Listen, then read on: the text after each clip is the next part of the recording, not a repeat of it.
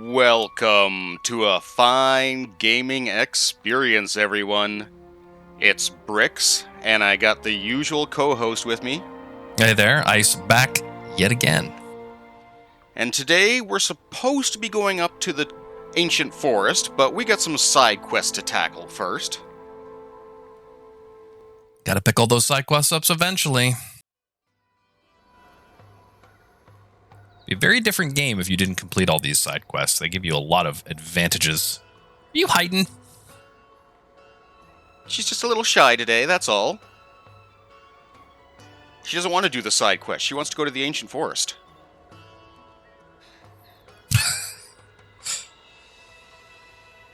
She just hides behind the bed. She won't have to do anything, right? Think she'll still have to do things. Yeah, it's time to get in action. The first Wyverians might be able to tell us where Zora Magdaros is. Just gonna pick up some little quests here.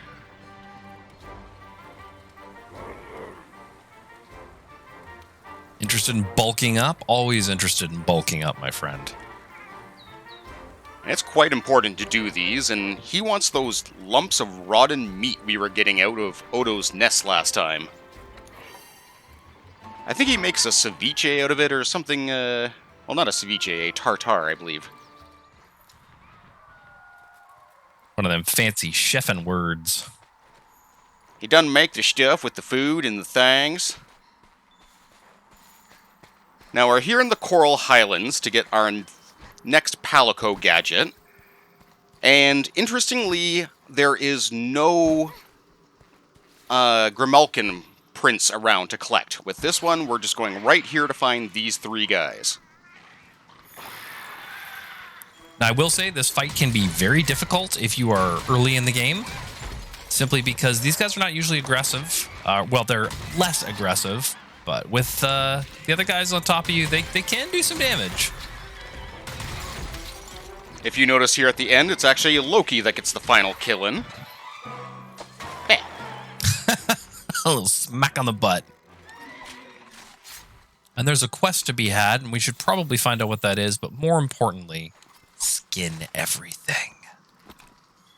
Well, they were riding those, and it would be a shame if we just let them go to waste. A shame or a shamos?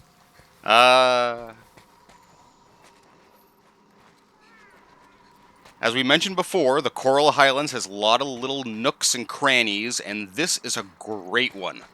Oh yeah, this area can be found without these guys to lead you here, but this is the easiest way to actually find it at first.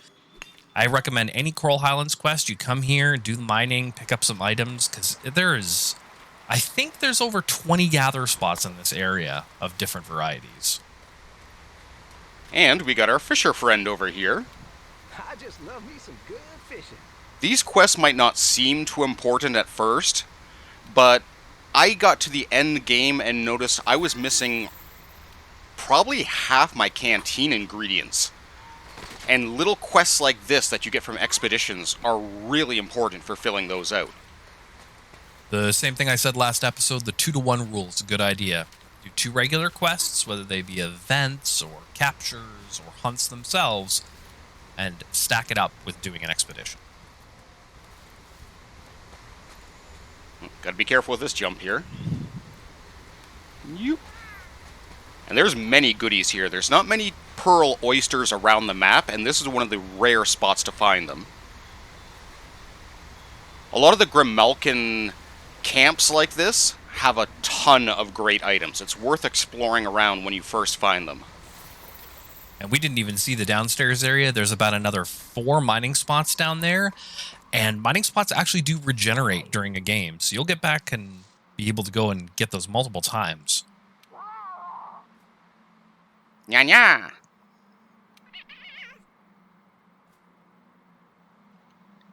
So yeah, we were kind of assholes. Those 3 Grimalkynes riding the shamos were going to go out and fight some tzatziki's that were giving them problems. And we kind of interrupted and just killed them instead.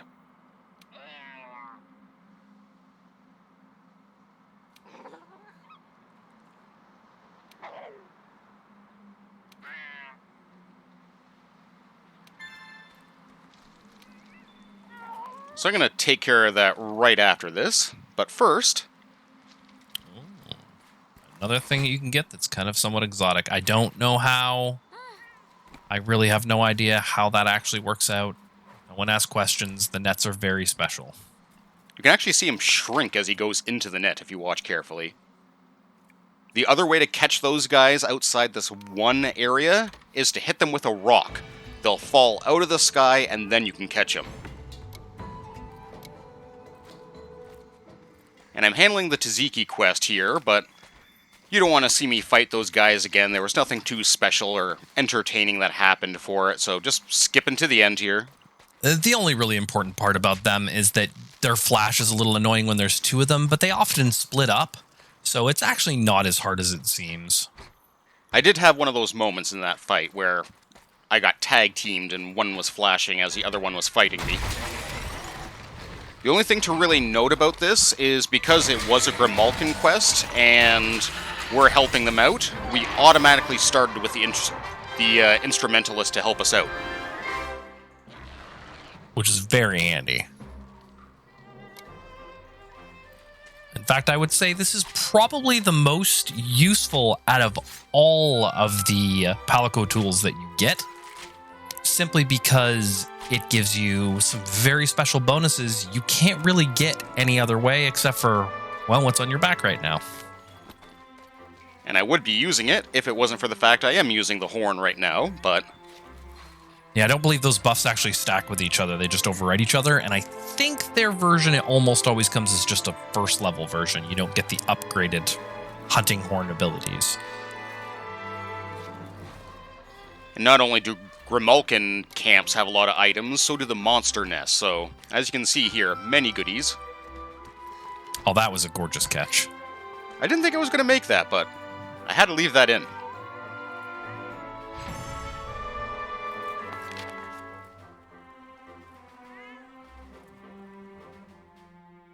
That's a great shot right there. Tail Rider vouchers. I can't show off what that makes quite yet, but if you know what it does, you'll be so happy to see it later.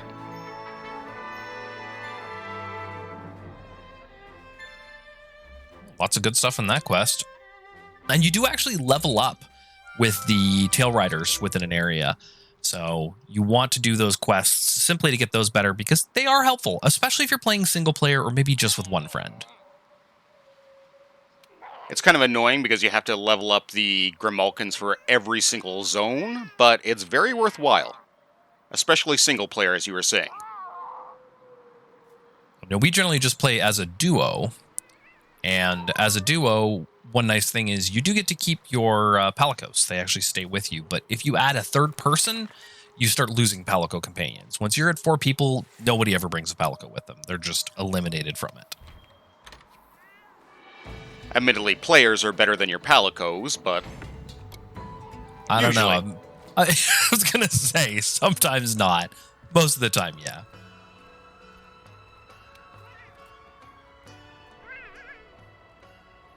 Yeah, I'm waiting till some of those fights later on where I have to rely on other people, and we'll be seeing probably some sped-up death reels from that alone. The biggest problem with playing with other people online, and it's not so much the other people.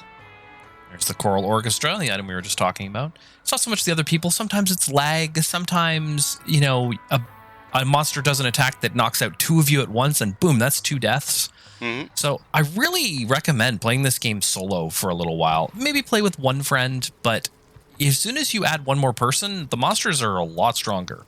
So playing co-op in this game is actually technically sort of a hard mode. Now this one's a little bit more annoying to get. The other one was just go in the area, find those 3 guys, and then go to their camp. This one requires a little bit more setup. You have to come over here and make sure the Linian Researcher is on the map.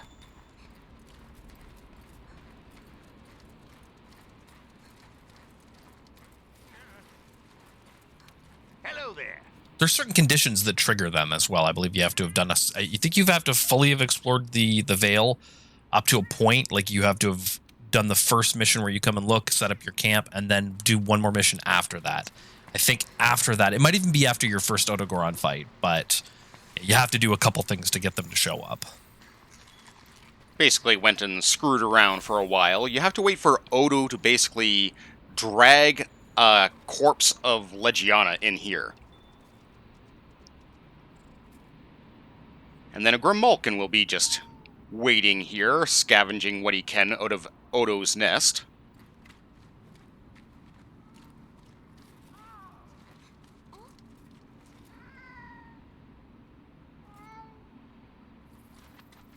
The tool we're getting from this is extremely good. It doesn't actually provide you any in-game benefits outside of just a little bit of extra damage that your Palico can do. Moreover, what it actually does is it gives you additional carves off a monster, and you can get some unique parts that way you couldn't normally. In fact, I believe there's a way you can get tails even though you didn't cut the tail off a monster with this. I will be using our Palico with that gadget here for the final one. For the final fight coming up. Another nice little hidden nook area with some goodies back here.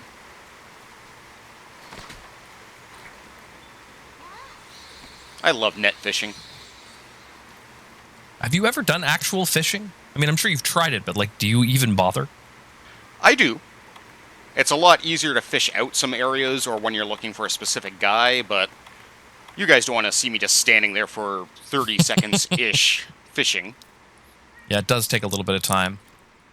It is actually well worth doing fishing, though, specifically if you have a weapon that has a lot of sharpness problems. There's a set of fish you can get through fishing fairly commonly that act as sharpening stones. And the nice thing about them is normally you have a long pattern of sharpening. You sit down, then you have to stroke the weapon 3 times, then you hold it up. It reduces that by about half using these items instead. And really good in tougher hunts when you only have a brief moment to get your weapon sharp. So the Grimalkyne here was just looking for food, so I put down some raw meat. Had to back away because we scared him again, but now he sees the meat, calling his friends over, and munch time. And you do have to actually bring that item with you to complete this quest. It's got a lot of steps. You can hunt down monsters in the area to get raw meat from, but this is the more convenient way.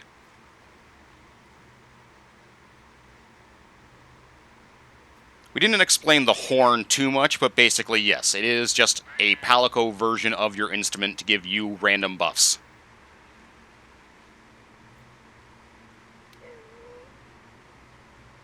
If you are playing 2-player there and having one of the Palicos with the orchestra horn and the other one with some other gadget like the healing one, you can get a nice support team going.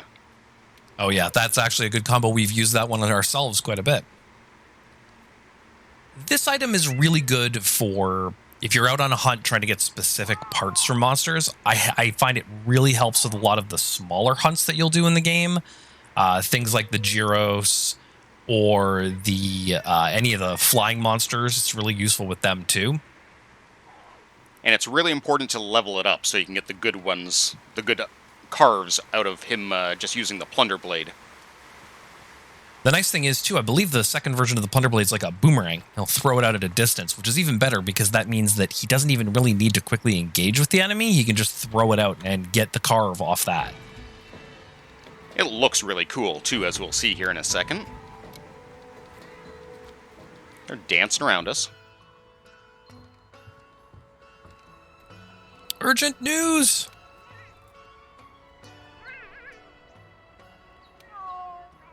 Yep, not only do we get the tool, we get him the ability to mount creatures.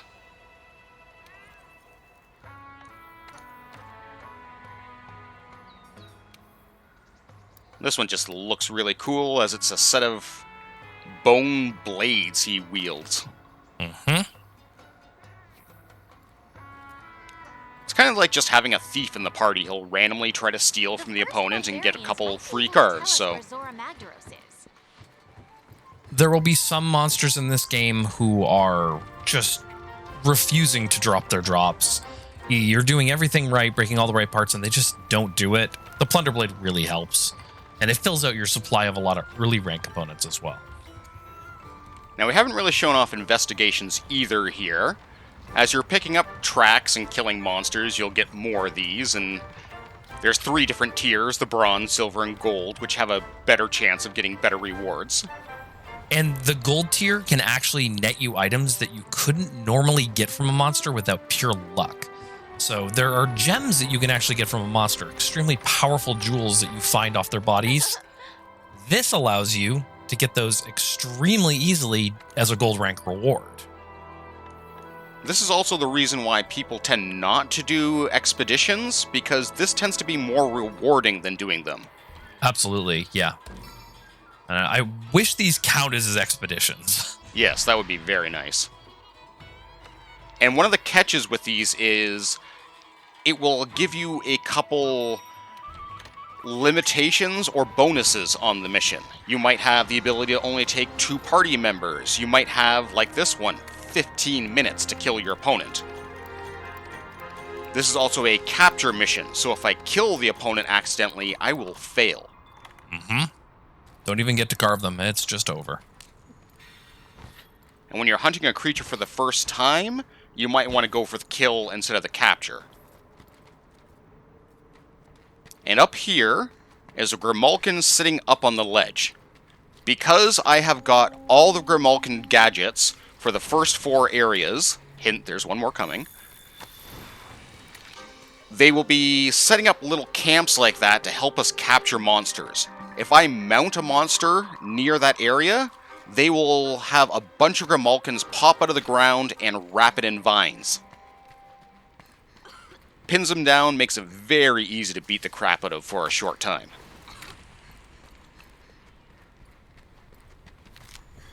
Now, I did not know about shooting out the little fire shots here and how useful that is. This is incredibly good. And this area is full of the fire pods, so you might want to make sure you restock, like right here. It's a linger torch. And it's time to take on a friend we've seen, but haven't actually fought.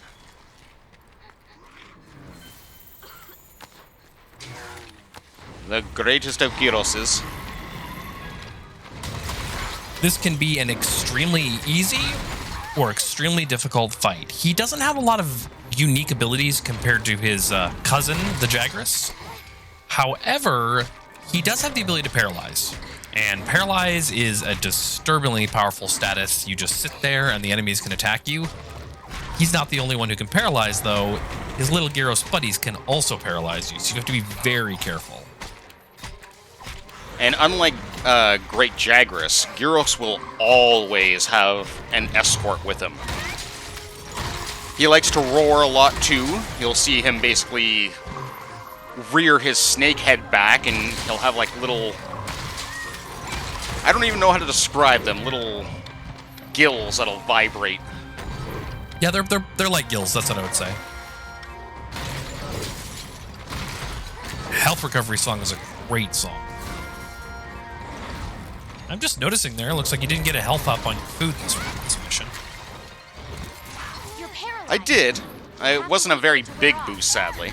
Oof. I went for more the big attack boost. Maybe with the time that you've got on this one, it was the right choice. That attack of his is probably the most annoying. It doesn't come with a lot of warning, and he just kind of falls over onto his back violently.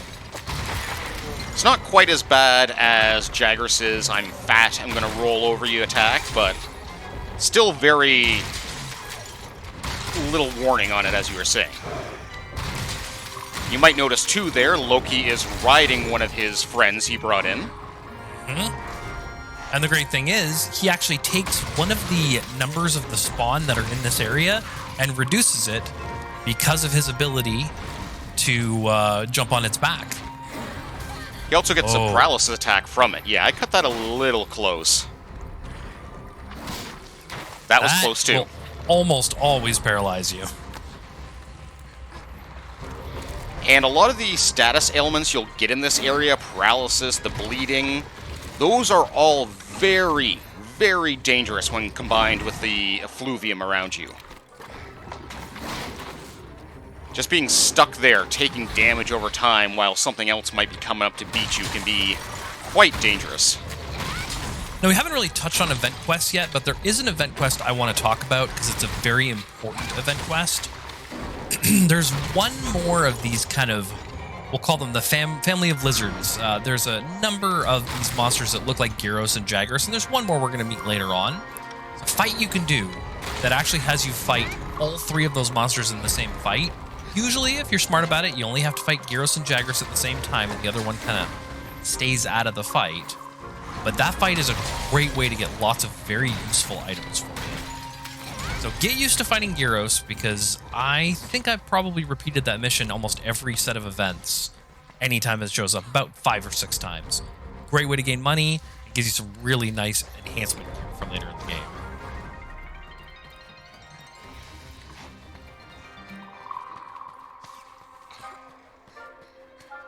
And he's got kind of little areas like Odo does that let him pop around to the side. Not as many as Odo has, but...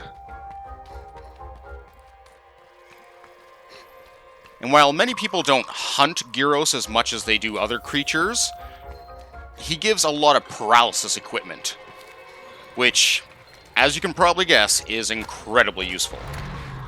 It's kind of a strange set, but I do actually like the Gyros Greatsword that's paralyzed. Status ailment weapons don't work so well on things that attack slowly, but there's just something nice about that one, and the paralyze effect on it is really high. You can see his little roar there to summon more buddies.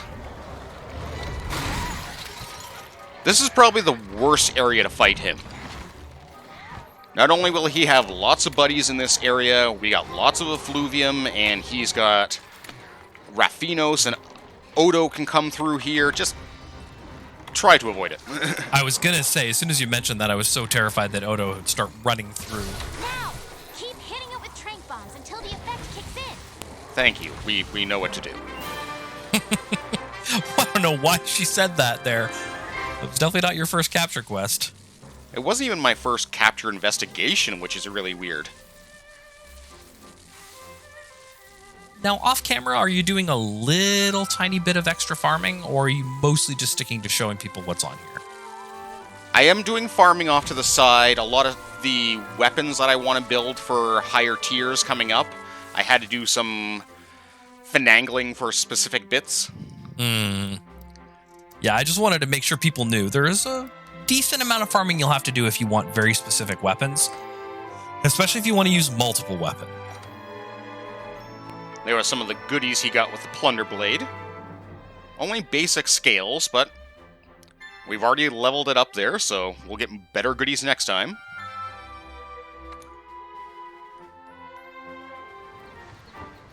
And let's see what this armor looks like.